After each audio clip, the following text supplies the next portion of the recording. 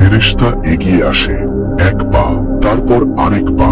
ইবলিস শ্বাস নিতে ভুলে যায়।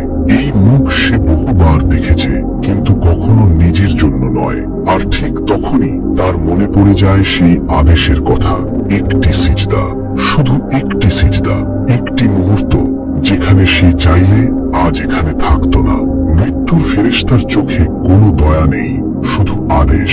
ইবলিসের ভিতর থেকে বেরিয়ে আসে একটি চিন্তা, যা তাকে অনেক পিছনের অতীতে নিয়ে যায়। সবকিছু কি ওই এক সিদ্ধান্ত থেকেই শুরু হয়েছিল?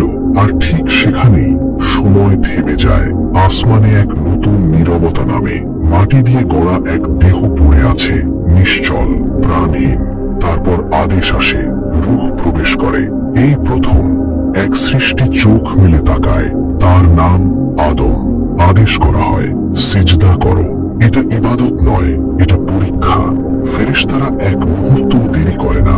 তারা জানে আদেশ মানাই তাদের পরিচয়। সবাই নত হয়, কিন্তু একজন নড়ে না, ইবলিস। তার চারপাশে সবাই সিজদায়, আর সে দাঁড়িয়ে। তার ভিতরে আগুন জ্বলে ওঠে। এই আগুন সৃষ্টি থেকে নয়, এই আগুন অহংকার থেকে।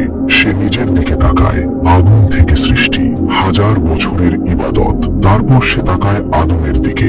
আদম মাটি থেকে তৈরি। আর তখনই সে বলে ফেলে, আমি তার চেয়ে শ্রেষ্ঠ। এই একটি বাক্য আসমান কাঁপিয়ে দেয়। এই একটি বাক্যেই তার সব ইবাদত ছাই হয়ে যায়। আলো সরে যায়, নৈকট্য ভেঙে যায়, সম্মান বদলে যায় অভিশাপে। কিন্তু এখানেই শেষ নয়। সে মাথা নত করে না, সে অনুতপ্ত হয় না, বরং সে চায় সময়। সময় যেন সে প্রমাণ করতে পারে এই সিজদা তার প্রাপ্য ছিল না। আর ঠিক তখনই অন্ধকারে জন্ম নেয় এক ভয়ঙ্কর সিদ্ধান্ত। মানুষকে নামাতে হবে, যেভাবেই হোক। আসমান নীরব, ইবলিস একা দাঁড়িয়ে।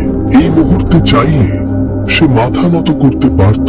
চাইলে একটি কথাই যথেষ্ট ছিল, ক্ষমা চাই। কিন্তু সে তা বলে না, বরং সে তাকিয়ে থাকে। চোখে অনুশোচনা নয়, সে থাকে অহংকার নিয়ে। তারপর সে বলে, আমাকে সময় দাও। এই বাক্যে কান্না নেই, ভয় নেই, আছে পরিকল্পনা। সে জানে শাস্তি আসবেই, কিন্তু সে চায় তার আগে একটি সুযোগ, একটি সুযোগ নিজেকে প্রমাণ করার। তারপর সে এগিয়ে আসে আর উচ্চারণ করে সেই শপথ, আমি মানুষকে পথভ্রষ্ট করব। ওরা যেখানে নিরাপদ ভাববে, আমি সেখানেই থাকব। আমি তাদের ভালোকে প্রশ্ন করাবো, ভুলকে সহজ বানাবো, তওবাকে পিছিয়ে দেব। সে থামে, তারপর শেষ কথাটা বলে, আমি দেখাবো এই সৃষ্টি